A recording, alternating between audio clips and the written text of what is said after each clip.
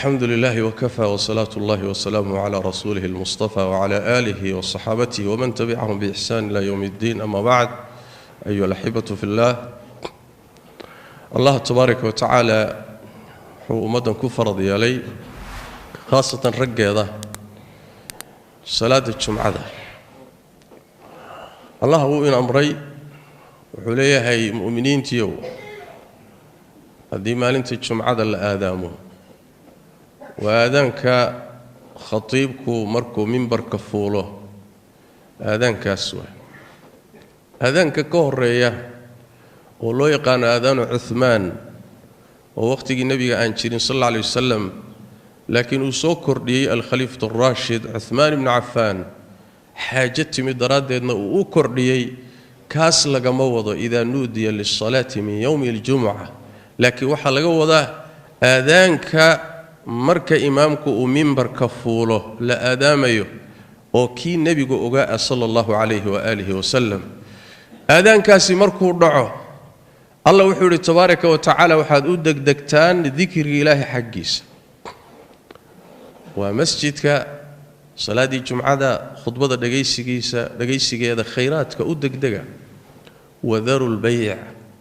iibkana ka taga ganacsiga ka taga beeca iyo shiraha ka taga waxa soo galaya mashaaqisha kale lagu mashquulo dhan ba soo galaysa wax alla wixii mashquul adduunyaa ka taga shughul adduunyaa ka taga ilaahay dhikrigiisa aada qaabila sidaasa idin khayr badan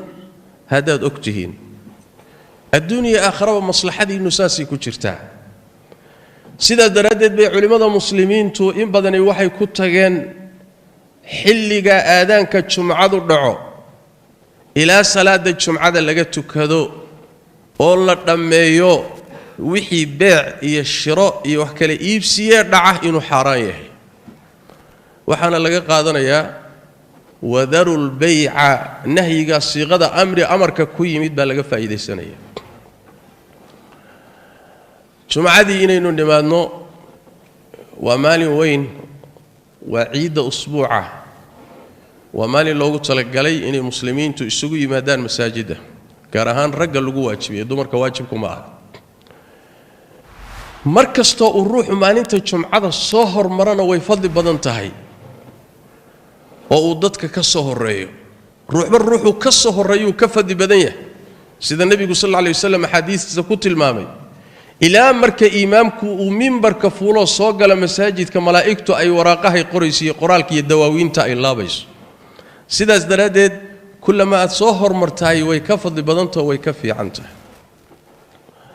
ujeedada hadda aan leenahay wax weeye iyo qasadka xadiista ku soo arortay nusuustu way farabadan tahay masaajidka markaad timaado oo khudbadu bilaabato maxaa lagaaga baahan yahay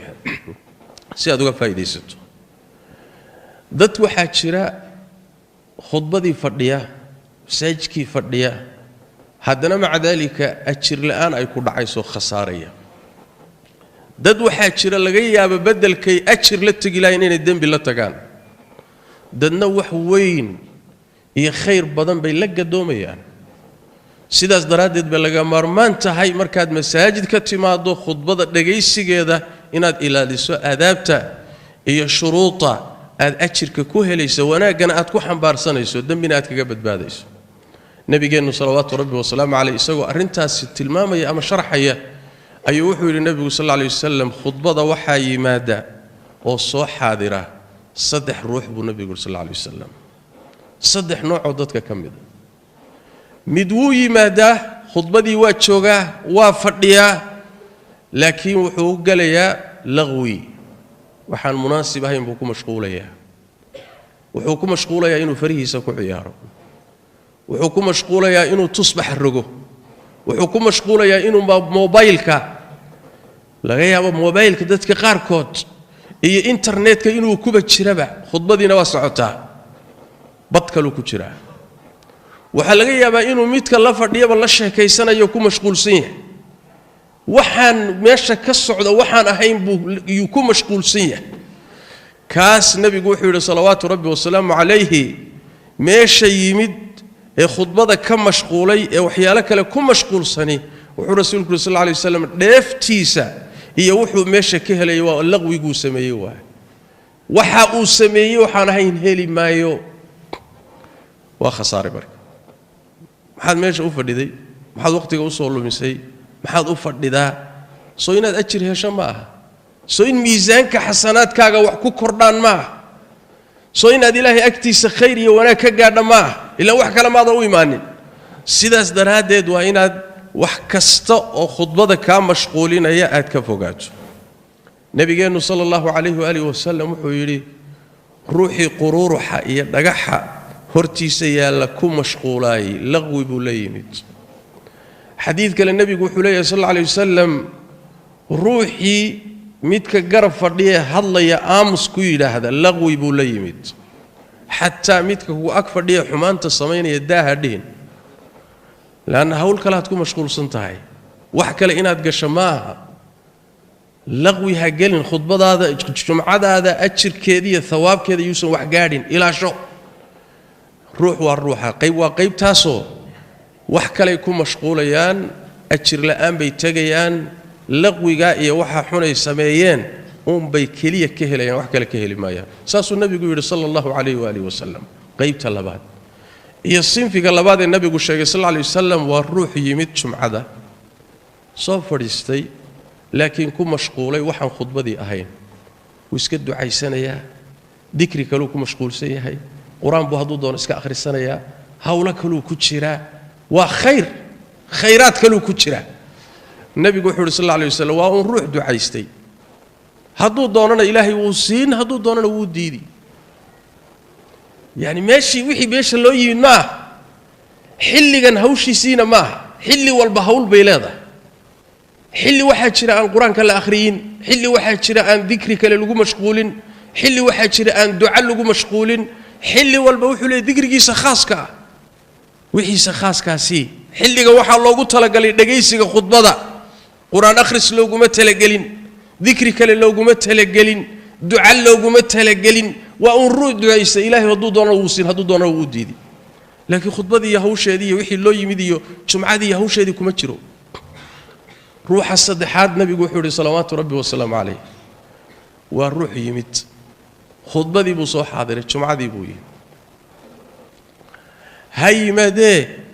نبي وحوري صلى الله عليه وسلم حسلوني هي دقيسي هي ودك رارحين خطبة أيو كتشرا wixii kale oo dhan waa iska xidhay dareenkiisa iyo foxkiisu wuxuu jira xagga khudbada wax kale kuma mashquulsana jirkiisuna waa xasilay oo dhaqdhaqaaq ma leh waxba kuma mashquulsana dhagtiisa iyo dhagaysigiisuna wuxuu jira dhanka khudbada biinsaatin wa sukuun wuxuu nabigu ku daray sallallahu alayhi wasallam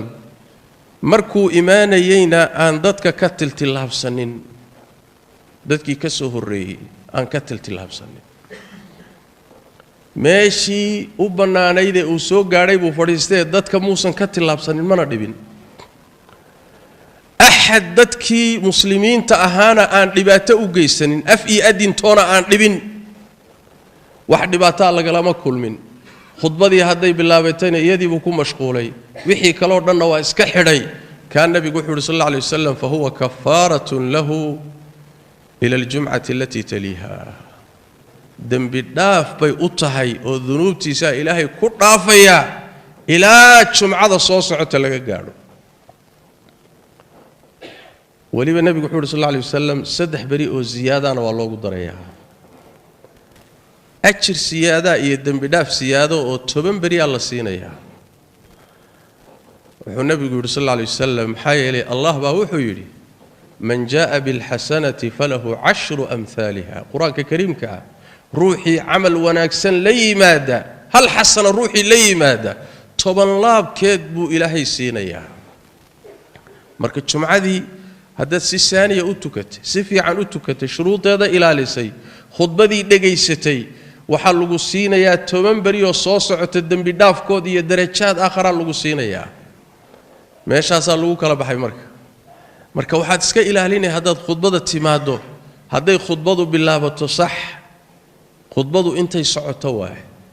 imaamku haduu minbarka ku fadhiisto laakiin khudbada uusan bilaabin wala hadli kara sida ka sagan khulafaa ar-raashidiin عمر يغير كود كسوغر دباته ماله هدو خطبه كفديستو marka khudba ayna soconina dhib male laakiin haday khudbadii socoto wax kale inaad ku mashquushay ajirkaagii bay saameyn ku leedahay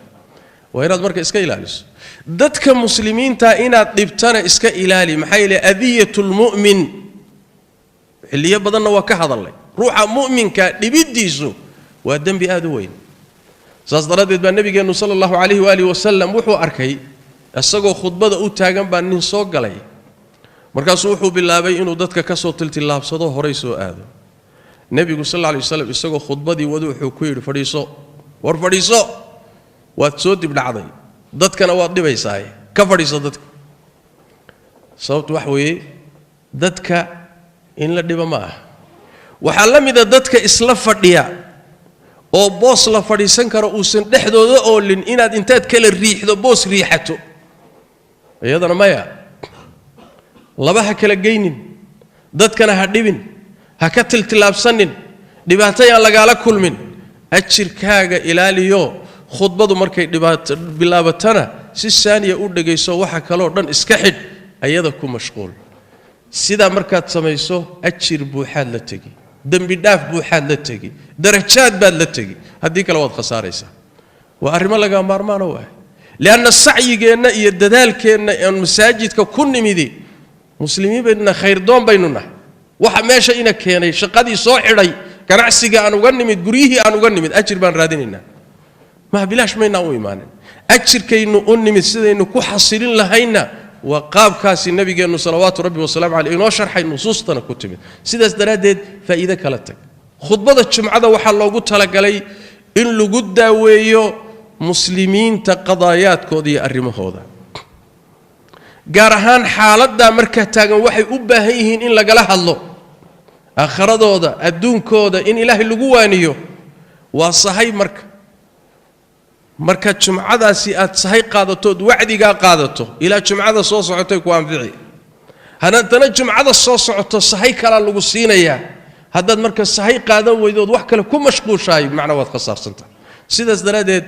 ilaahi tabaaraka wa taala amaashana ha aqbalo waxa loo baahan yahay inaynu meel walba shariicadu aadaabti iyo shuruudii ay dhigtay aynu ilaalino si Allah tabaaraka wa taala agtiisa aynu wanaag uga helo sallu wa sallimu ala khatamil anbiya'i wal mursalin allahumma salli wa sallim wa barik ala abdika wa rasulika muhammad wa ala alihi wa sahabatihi wa man tabi'ahum bi ihsan ila yawmiddin allahumma inna nas'aluka al huda wat tuqa wal afafa wal ghina rabbana zalamna anfusana wa illam taghfir lana wa tarhamna lanakunanna min al khasirin allahumma ya hayyu ya qayyum bi rahmatika نستغيث ردنا إليك ردا جميلا ووفقنا لما تحب وترضى اللهم اغفر للمسلمين والمسلمات والمؤمنين والمؤمنات الأحياء منهم والأموات وسبحانك اللهم وبحمدك نشهد أن لا إله إلا أنت نستغفرك ونتوب إليك